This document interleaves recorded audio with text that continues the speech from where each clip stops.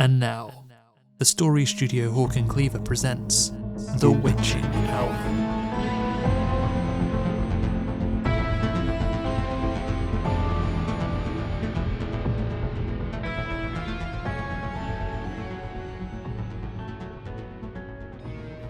The Witching Hour is brought to you by the Mysteries to Die For podcast.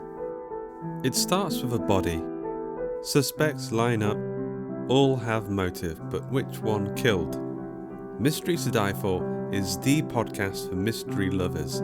Season 3 contains the first stories of series detectives like Sherlock Holmes, Monsieur Lecoq, and Hercule Poirot. Can you find the killer before these masters stage their grand reveals?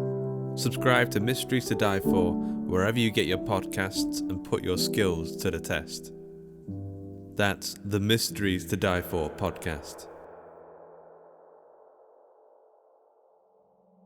Hello again, friends, and congratulations to those of you who have made it this far.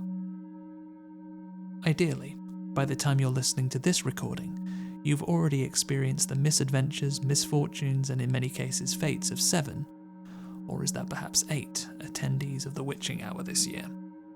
While we have been releasing these episodes daily due to the linear nature of time, the twisted minds in the Hawk and Cleaver writers' room have been working diligently to make sure these episodes can be enjoyed in any order you would like. Unlike our other episodes, which all unfold simultaneously, this final epilogue takes place after the events of the Witching Hour have ceased, forming a conclusion to the events of this fateful evening. Put bluntly, listen to this episode last, or risk confusing spoilers that send you descending into madness faster than thorium balloons at Cthulhu's birthday party. With all that said, I now present to you the final piece of the puzzle of the Witching Hour.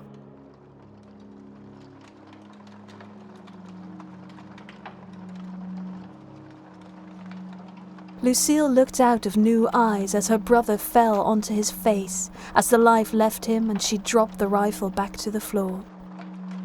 This body was different.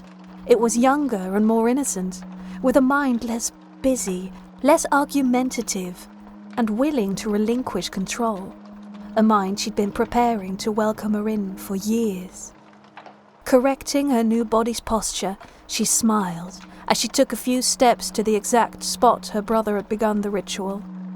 Looking across the fire, she saw the others chosen for this moment as they crept into the light of the fire. To her left, the mother, with the face of a lioness, cradled the child of the circle closely. At her right hand, the scarred woman, her body aged by a lifetime of misuse and suffering. She turned her attention to the fallen hunter, his remains being hungrily consumed by the fire. Hunter, athlete, poisoner, imposter, fool, witness, fanatic, and brother. All counted, the trees had witnessed 8 souls sacrificed to the Eternal this hour. Thanks to the rock star, currently running aimlessly in the dark out of his mind and with recorded evidence of him murdering a former friend, the law and slaves to rational explanations would also have their sacrifice. While perhaps not in the way he'd imagined, his wish had also been granted. His fame was about to be shot to all new heights, even if not for his music. She removed the mask, which covered her eyes, and stepped toward the fire. Glancing down, she saw a slug as it made its way across the fallen leaves, and a faint echo stirred somewhere deep within her new mind. With a frown, she crushed the creature underfoot and cast the mask into the fire. As she watched the mask begin to burn, 2 others were thrown into the flames in unison. She looked to either side and met the eyes of her new sisters fully for the first time.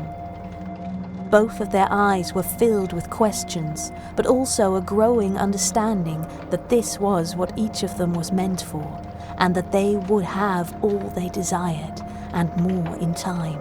In the mother's arms, the baby gurgled in delight, in the presence of the fire. 10 years ago, Lucille had wished to live forever. Her death on that night had been the gateway to this moment. Leader of the Coven of the Circle, reborn. Soon they would leave this place, but for a few final moments, they stood and watched the last remnants of their old lives burn.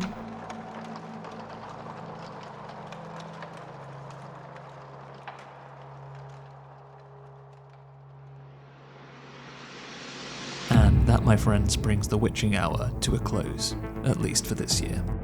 This entire series has been a production of the story studio Hawk and Cleaver, directed by Andy Conduit-Turner. Written by Joanna Skew, Andy Conduit-Turner, John Crinan, Alexandra Elroy, Ben Errington, Kev Harrison, and Dan Howarth. Performed by Jasmine Arch, James Barnett, Georgia Cook, Alexandra Elroy, Justin Fife, Luke Condor, and Persephone Rose. Music, sound design, and audio production for all episodes was by Duncan Muggleton, with additional sounds from freesound.org. Script review and production assistance from Jasmine Arch, and special thanks to Ben Errington for marketing and trailer production. If you've enjoyed the stories you've heard this week, or indeed any other week on the other stories, there are a number of ways in which you can support the team. Social media links and links to other work from all of our creative team can be found in the show notes of each episode. The Hawk and Cleaver team also have a Patreon where, from just $1 a month, you can access ad-free feeds, bonus episodes, and much, much more. Algorithms love reviews, so you can always support the show for absolutely nothing by adding a 5-star review in your podcast platform of choice. And finally, the most precious way you can support the show to all of us is that if you enjoyed it, tell someone else to enjoy it too. Go on. With all that said, all that is left for me to say is, thanks for listening, and happy Halloween. Catch you next time.